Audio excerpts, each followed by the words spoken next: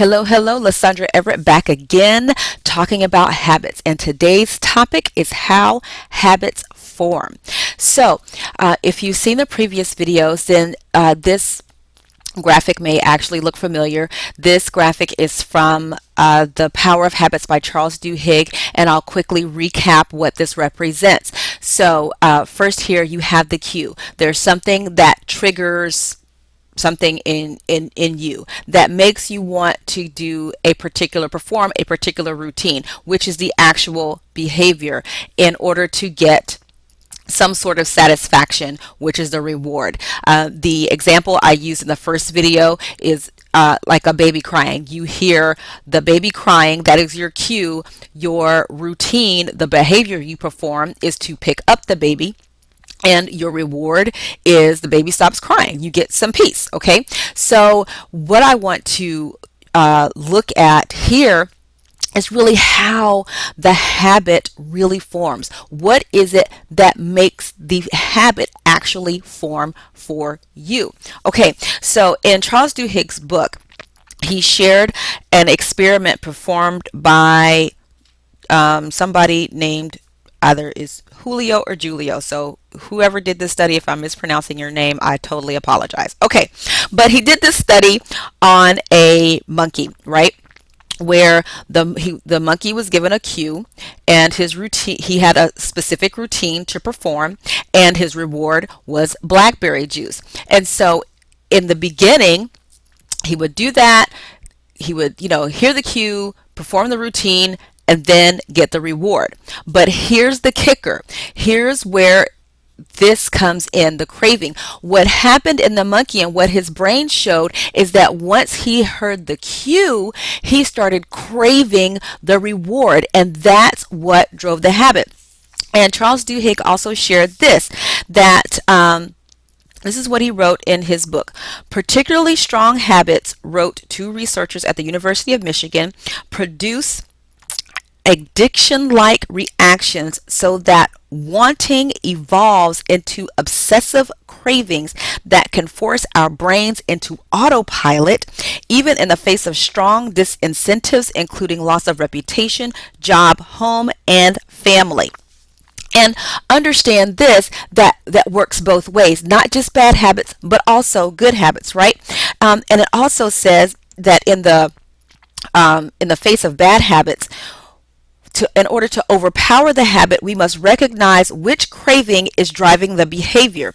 Now, I think it was in the 7 Habits of Highly Effective People where Stephen Covey said, a satisfied need is not motivation. Okay, so in order for the habit to form, you've got to be craving something, craving some sort of reward. If that craving never happens for you, then you are performing simply a learned behavior, and it's going to be forced. But when the craving, right, when the craving happens, that is what drives the habit. So let me share this with you.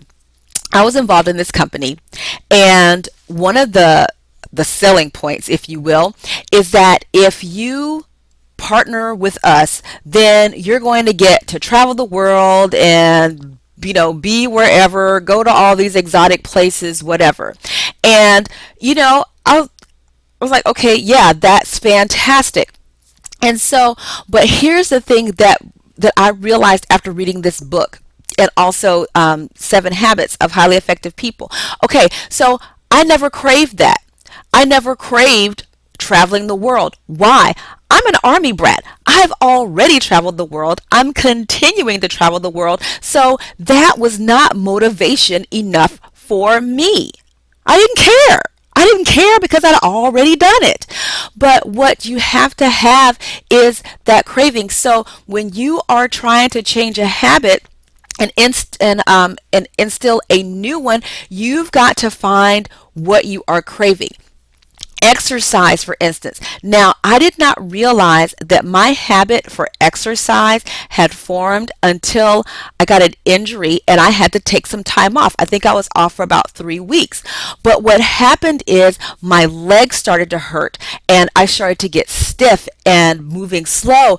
And I'm like, and I began thinking, oh my gosh, I need to exercise. I need to do something, right? The craving had formed. I didn't know it had formed until it was absent, but the craving had formed. So when you're looking at your habits and how your habits are forming, or instituting new habits, you've got to find the craving. That is the key to habit formation, and also understanding why you have the certain habit that you want to get rid of. What is the craving? What is that? And what does it do for you? And then you have to find a way to mimic that craving, to satisfy that need, because that is what's going to be your motivation. When you're looking at people who smoke, who drink, or run until they fall over, they have that runner's high, right? So if all of these things are creating that high for you, if that's what you're craving, then you have to find constructive means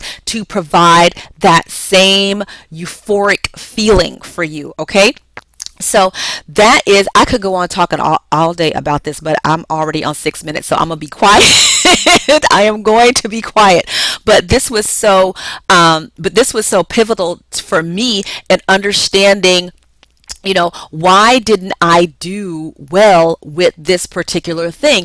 And it's because I didn't have the craving. I didn't crave traveling all over the world because I'd done it. The possibility of that didn't do anything for me because it was real. So you have to find what it is that you're craving, that you want, that is going to make you successful. I mean, and that's the thing, when people in business look at you, if you go to your mentors and say, well, I've tried this over and over and over again and it didn't work. And they say, well, you didn't want it bad enough. And you're thinking, well, yeah, I did want it bad enough. But what they're really telling you is you never developed the craving. You never developed the craving that this particular thing was supposed to give you. That's it. Okay, so now I'm at 7 minutes. I'm really going to shut up.